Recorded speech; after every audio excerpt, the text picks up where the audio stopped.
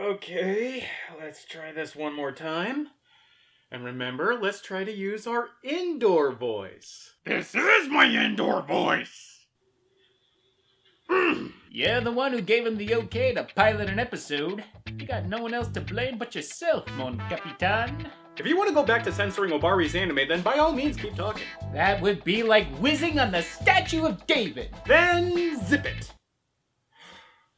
Look, Savage, focus! Work with me here. Why do you want to do this? Because I found a cartoon that kicks ass! That's a start. Do you know what you're going to say about this cartoon? Of course I do! I spent weeks writing my thoughts down with words. Ugh. I hate words. I hate anything you can't punch. Fine, the floor is yours. Just remember to take it down a few notches, okay?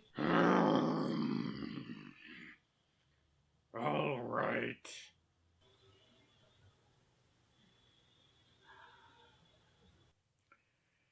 Ladies and gentlemen, I am here today to talk to you about Grappler Baki, my favorite Japanimation. Oh God, kill me now!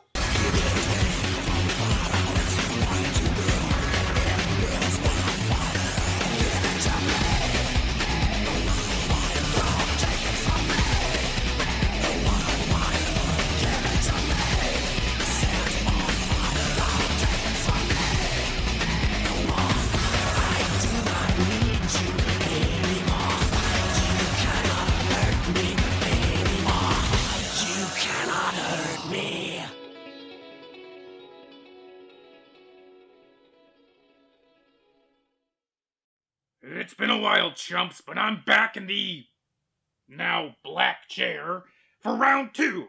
And in my corner is the toughest zombie to ever lace up some hand wraps. Baki. Yes? Ah! Yeah, I was surprised too. But trust me, this kid who has a body that looks like it was Frankensteined out of Mr. Olympia's is a death machine. But first, I suppose I should give some context. Grappler Baki is a long-running comic book. Manga. What's a manga? It's a comic book. Isn't that what I just said? Never mind! Continue. Baki has been in video games, cartoons, and TV shows, beating anyone who steps to him into a bloody pulp.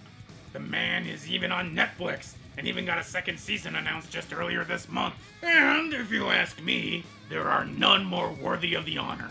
But I'm not here to talk about the TV show or the Netflix show. I'm here to talk about his first foray into the world of cartoons. You're doing that on purpose, aren't you? Grappler Baki, the ultimate fighter. And the title tells no lies. Baki heaps on the punishment and doesn't let up for a moment for its 45-minute runtime. The leanest 45 minutes you will ever see because it doesn't bother with the unnecessaries like plot or character development. Nope, what we get is fighting, and more fighting. And I just love it. Because only love can hurt so good. This is Grappler Baki, the ultimate fighter. And true to his title, we first see him taking care of a jobber. Real easy, no sweat. And enjoying himself a nice victory sip of flat soda. Coke without the fizz? All that sugar and no carbonation? Baki is practically daring the carbs to put fat on him. The only true gains are made in spite! And his nonchalant, easy win attitude hasn't gone unnoticed. And a new challenger appears in the form of an eco-warrior who hates plastic bottles. You guys might as well be white belts like that kid as far as I'm concerned. Ew, Mr. Tough Guy here thinks he has what it takes to beat our boy Baki.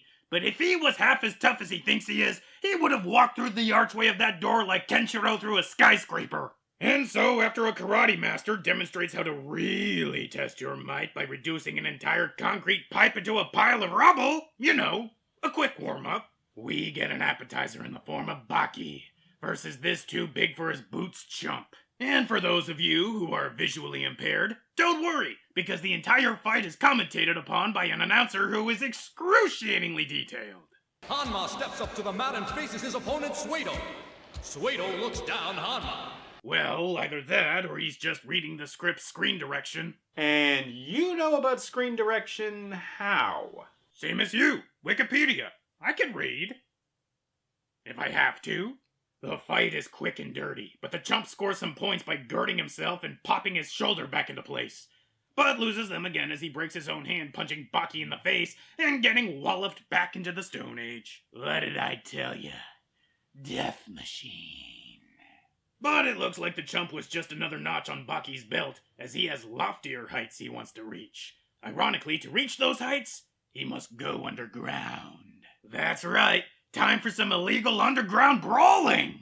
This is pretty hardcore. And unlike a public fighting arena, we only invite specially selected spectators who know how to keep a secret. Yes, all 5,000 of them! Which means a lot of you have been breaking the first 2 rules of Fight Club. By the way, this whole illegal ring is under the Tokyo Dome thanks to some backroom deals orchestrated by the ancestors of this master, who seems to be without his blaster. Our ancestors loved fighting, and the idea of providing a venue for that has flourished for centuries. But no need to get beyond Thunderdome, not when both fighters are chomping at the bit to lay the latest smackdown on each other's candy asses and it's over. A squash match. Well, I suppose that's one way to open a card. But while Baki preps for his fight, elated at the prospect of a victory, his opponent Kosho exerts his dominance over the weak and defeated. And he does it in a way... well, I think I'll let the show explain. In your body, there is an extensive complex of cord-like nerves, blood vessels, and tendons. It is these that Shinogi's style aims to sever. And Kosho severs them with his fingers.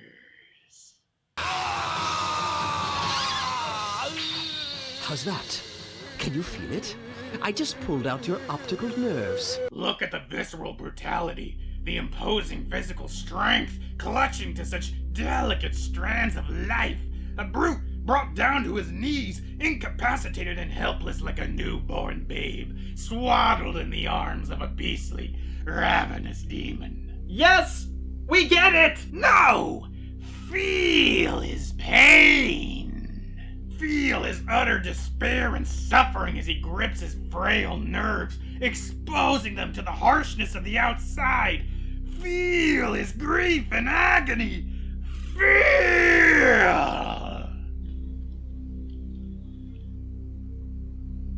Faster! Faster! Damn it! Why aren't you cutting away? I can't. His pure manliness is compelling me. Shinogi, show him what tradition is all about. Let's see you rip out his nerves. Look, I never said this was well acted, but by God, the fight, the glory.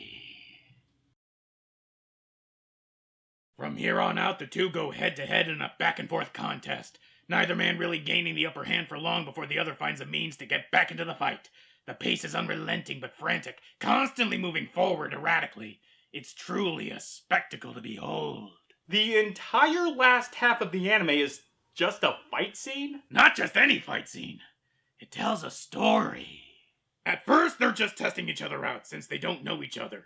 Kosho tries to psych Baki out by getting into his head, but after taking a few knife-edge chops and a kick, Baki knows Kosho ain't going to be a cakewalk like he's been used to. From here, it ramps up, ebbing and flowing. How could you not get invested in such a personal, dragged-out, brutal fight?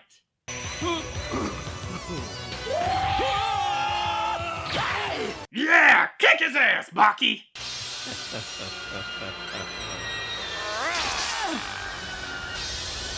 Yeah! Kick his ass, Kosho! Wait a minute, whose side are you on? I'm not on either side. I just want to see a good fight. Why does everything have to be so complicated with you? Because that's what storytelling is. Motivation and character drive. Both Kosho and Baki want to be the best, and there isn't room for both, so it's a knockout fight to decide who that is.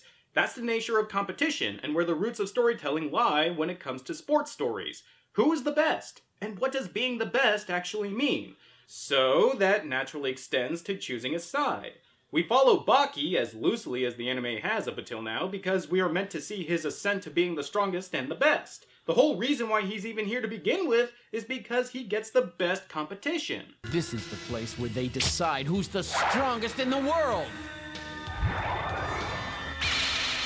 But don't you think that's a bit narrow-minded? How do you mean? Well, I don't think of it as two guys settling who's best. I think of it as two guys settling who's better. And there's a difference. We already know who's the best. That's Baki, because he's already the champion.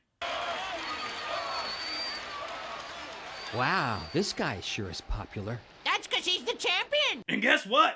Being champion isn't what it's cracked up to be, because no one's champion forever. Everyone grows old, everyone loses a step, and everyone bows out eventually. Whether they go out on their back or on their feet, they all go out.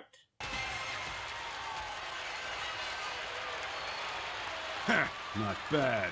For an old man, that is. Focusing on who's the best puts too much stress on the outcome of the fight, especially since we already know what motivates both Kosho and Baki. Not once does Kosho say he wants to be the champion. He's a bloodthirsty maniac who only wants to hurt Baki. You should be able to satisfy this maddening hunger of mine. Meanwhile, Baki wants to fight because, well, he feels strong, and he wants to express that strength by the only means he knows how. By fighting. Once I get these tight bandages on, I feel so powerful. I just can't wait to fight. Being the champion is almost an afterthought for both men, and because of that, the fight has a purity to it. And this is further compounded by the fact that this whole underground arena was built not to showcase the best of the best, but because warriors needed to fight, because that's what they do. Concerned Komon Mito ordered that an arena be built and sent scouts to locate swordsmen to fight out their frustrations in the arena. It's the act of fighting, not the reason for it. It's artful the way both men fight. They take and give and take, they bring each other to their very limits, breaking bones, tearing nerves, and otherwise just beating the holy hell out of each other, just for the sake of it, which to me is the very definition of art. And true to that name, the dramatic crescendo arrives when Baki, crippled by being blinded in one eye and having his right arm rendered useless, manages to pin Kosho to the ground in an armbar. Kosho begs him to break his arm, giving him an honorable defeat, but rather than end his days of fighting, Baki instead knocks him clean out and wins. But at a terrible cost. His arm, now permanently paralyzed, and now being stricken half-blind. He'll be all right. We have the best doctors in the world. Never mind, cartoon! Woo! And with that, Baki and Kosho part ways, the best of frenemies. And Baki goes on to fight another day. Ah! God, what a way to get the testosterone pumping! Sage, are you alright? Yeah, Savage. I was just surprised to hear something so insightful come out of you. Why is that surprising? I love this show. Why wouldn't I want to talk about it? Or talk about fighting? Yeah, I guess you're right. Am I going crazy, or did you just agree with the warthog here? Yeah, I guess I did. Thanks, Savage. You actually gave me a lot to think about. I'm sorry. No, Savage, it's a good thing, you more... No, I'm sorry, Savage. It's a good thing. One person's trash is another person's art. I think it's time for me to make some changes around here. Some long overdue changes. Should we be scared right now? Suave, no, of course not. You're not going to go anywhere. And neither are you. Wait, I was gonna go somewhere? Just work a little bit on being in the moment, will ya? Yeah, I think I feel good about this. Real good about this. I can't tell you what's next for us here on Anime Abandoned, but I hope you'll all join me nonetheless when we return in May. Till next time.